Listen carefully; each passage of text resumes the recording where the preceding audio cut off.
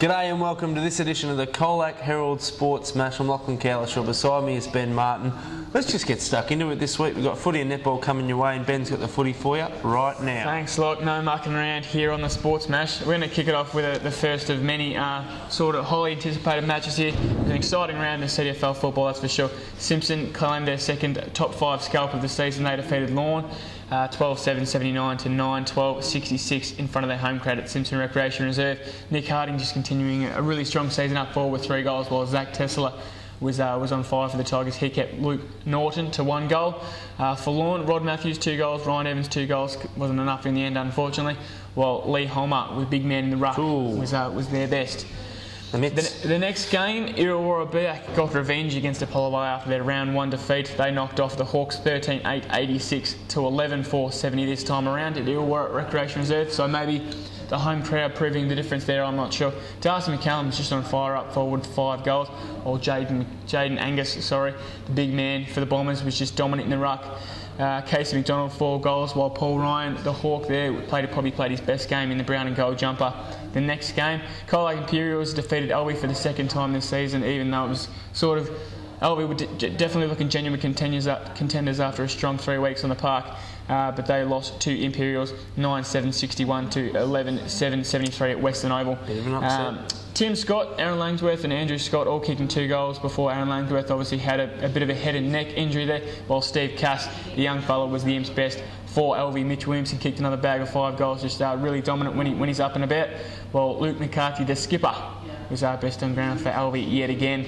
The next game, Birregurra defeated Otway Districts, no surprises here, 18-10, 118 to 3-9-27 in Jellybrand Recreation Reserve. Christian Kelly just dominant up forward, he kicked 7 goals despite being inaccurate early, while Dan O'Kelly all over the ground. He was pretty good, the veteran there, so well done to him for the Saints. Stewie Sutherland was Otway District's best, and they had a couple of single goal kickers.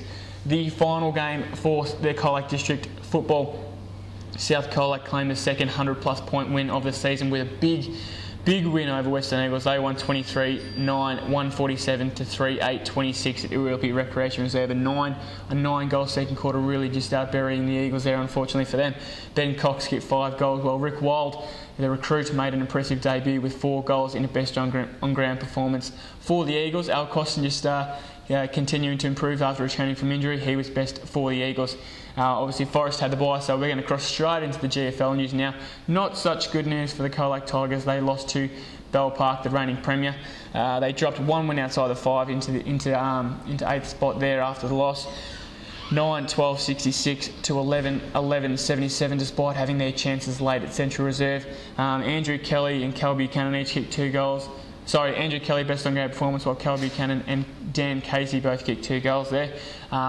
Couldn't match the Dragons, unfortunately, in particular Jackson Bright up forward for Bell Park, who kicked 5 goals there. So well done to Bell Park, and condolences to the Tigers. That'll about wrap things up for the footy. I'll pass you over to Lot. 5 majors for Jackson Bright. Bright day for him, no doubt. It was. Into the netball now. We've got the CDFL NA Round 12 action. COLAC Imperials took on Elvie. COLAC Imperials got a pretty good win here, 60-24. Rebecca Scott added to her goal tally with 52 goals. Morgan Drayton, a young player, played well. She had 16 goals. Alicia Walters was the Imp's best, and Molly Buchanan, another young player, was Elvie's best. Illawarra Biak versus Apollo Bay. The Bombers just continuing a bit of a winning run since that run of 3 losses earlier in the year. They won here 47-31 against the Hawks at Illawarra Recreation Reserve. Young gun Taylor Learson scored 18 goals. That all came in the second half. Chelsea Hillman got best on court and scored 17 goals in goal attack. Kath Spears had 14 goals for Apollo Bay, and Apollo Bay's best was defender Marley Cooch. She's having a pretty good season, so a competitive game there from the Hawks, but they didn't get the points. Simpson versus Lorne now. Simpson continuing their winning ways. They're playing very well this year. They won 57-35 against Lorne. A young, improving Lorne, though, they certainly put up a bit of fight in this game. Jessie Hawkins scored 38 goals for Simpson. Carly Entercott, the coach of Lorne, she had 19 goals. Ashley Cronin, the defender, was Simpson's best player. And Darcy Meredith, one of their young guns, as I alluded to earlier, she was their best for Lorne. Now, Western Eagles versus South COLAC. Tough match here for the Eagles. They lost 52-40. They're still in the 5, but only just hanging on by their teeth at the moment. Or fingernails, I'm not sure of the correct saying there. Tegan McNamara, the young goaler, 29 goals. Jenny Fish, experienced, 22 goals. Danielle Bowen, 14 goals. Western Eagles continuing a good year. Tegan McNamara got the best on court votes as well as those goals. And Alexandra Genua, she got the votes for the Eagles.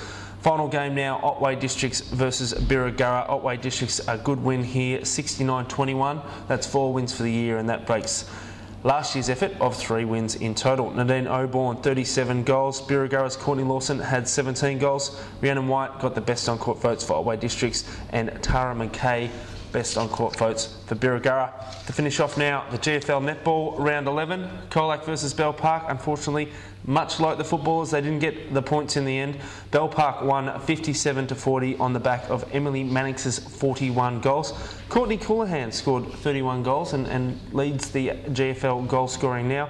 The best for Bell Park was Simone Hickman, former Simpson player, and the best for Colac was Talia Jeffries, slotting into defence for Sarah Hay and just having a pretty good second half of the year. Now, Colac are now 7th on the table, 2 games outside the top 5. Let's get to the favourite part of the show we look forward to every week, and I'm sure you guys do as well. It's the COLAC Herald Sportsman of the Week. I mentioned her just before. We had a bit of discussion. She's got it. Courtney Coulahan, 31 goals against Bell Park, top of the scoring table with 295 goals, and South Barwon Sophie O'Shea is second on 266 goals. So she's got a 30-goal lead there, Ben. That's right. She's travelling very well, and to be top of the leaderboard in the GFL is definitely a bit of a high regard there. So she's just having a standout season. Obviously, the former coach there just playing a very valuable role as sort of an experienced head in a very young side this year. So she's travelling very well. Well done, Courtney. I might have a chat to her during the week to see how she's going. That's it from us, from Ben and myself. Thanks for watching. We'll see you next week. See ya.